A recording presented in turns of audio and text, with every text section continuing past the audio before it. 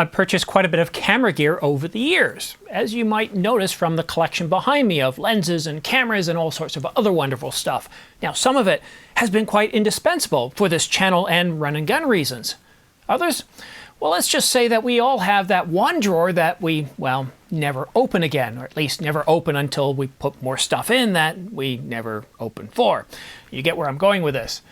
Take lenses. For example, the 50mm f1.2 and the f1.4 are terrific lenses. I absolutely love the 50 f1.2. It's what I'm shooting with right now for this channel.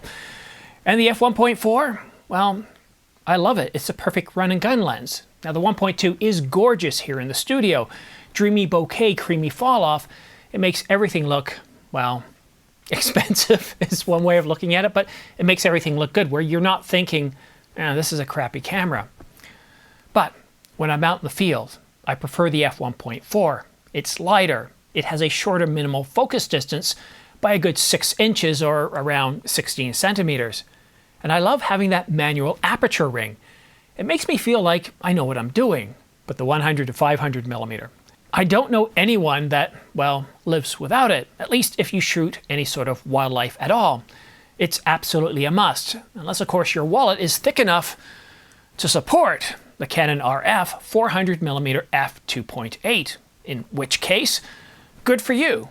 Although I do hope you have a good chiropractor and they're on speed dial. But there is another lens, and that's the 24 to 105 f4. No, it's actually upstairs. I was out shooting with it earlier. It's, well, it's a very solid general purpose lens. And then of course there's the 100mm macro, the f2.8.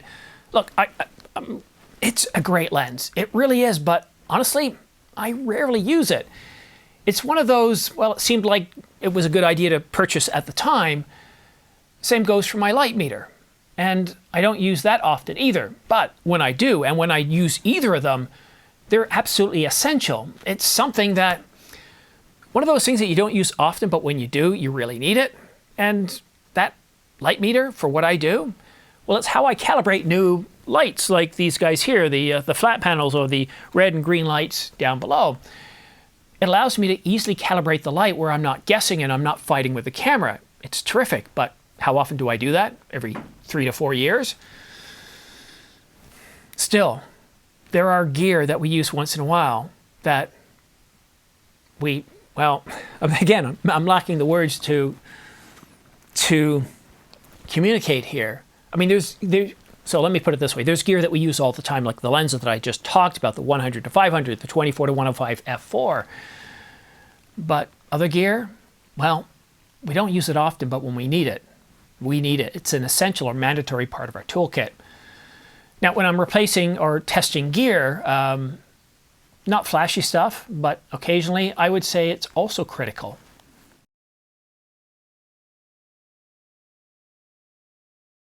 But there's one item that I never thought that I would find useful, and that's the camera cage. Yeah, a camera cage feels a bit, how shall we say, excessive. You might be thinking, why would anyone encase their beautiful lightweight mirrorless camera in what looks like a mini exoskeleton? Surely, there's just posers. These people don't really do this for money or as a profession, right? All I need are some tasty waves, cool buzz, and I'm fine. And I thought the same thing until I mounted the Ninja 5 directly to the R5's hot shoe. And it seemed good at first, but then I read some articles and watched some videos that showed how adding heavy items to the hot shoe repeatedly can actually get the hot shoe to literally come apart at the seams. The screws to become loose, and then you're into some sort of service, and yeah, that's not a good thing. So apparently, what we found out, to give you a bit more information, is that some of the cameras lacked enough of the glue on the screws to keep them in place. Glue. It's not exactly engineering confidence you'd expect from a $2,500 or $4,000 camera. And the footage that we're looking at here, well, this is all courtesy of Richard, who's fixing the issue on an R6 Mark I. It's really amazing how everything's tightly packed inside the camera, but also how fragile it all is.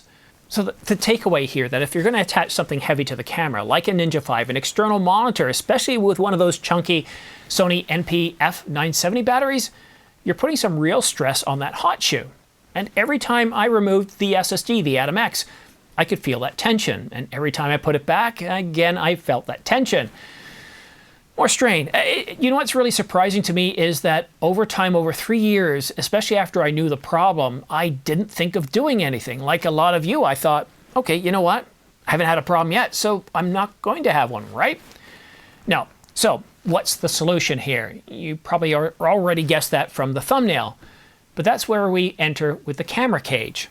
A good camera cage distributes the weight across the entire camera body, taking the pressure off that fragile hot shoe. And it gives you, well, mounting points for other gear. So if you want to add an SSD or maybe a mat box or even battery mounts, well, this rig is designed to handle that and a whole lot more.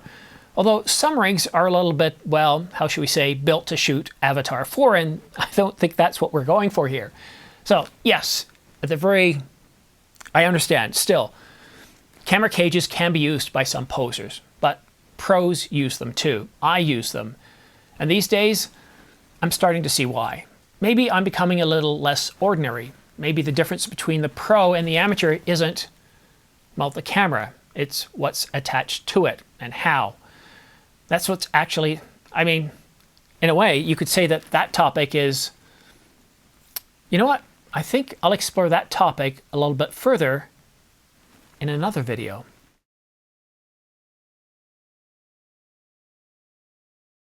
So here's the simple takeaway.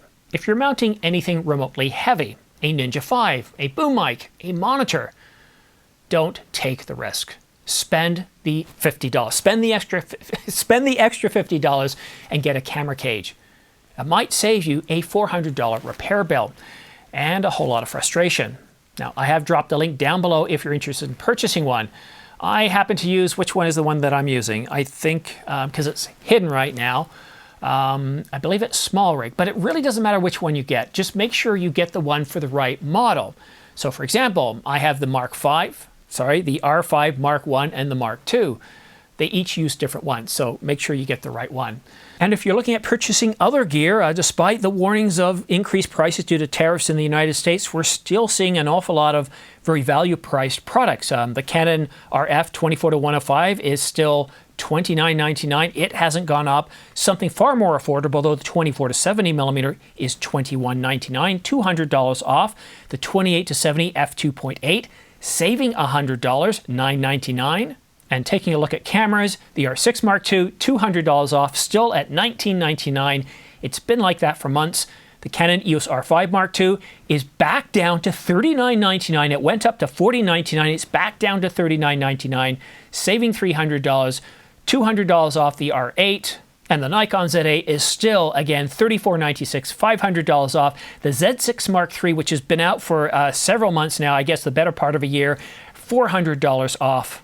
So some really incredible deals out there, despite all the threats of tariffs. So now we have seen, like when it comes to DJI, we've definitely seen some price increases there and from other gear. But when it comes to, well, Canon and Nikon, prices seem to be holding pat, which is good news. Now, if you're interested in purchasing any gear that I've talked about in this video, and you're looking at purchasing from Adorama, B&H, and Amazon.com, then please consider using my links down below. It's very much appreciated. You're literally helping keep the lights on, supporting this channel, as it's very much viewer supported. If you don't buy things, I don't get much income.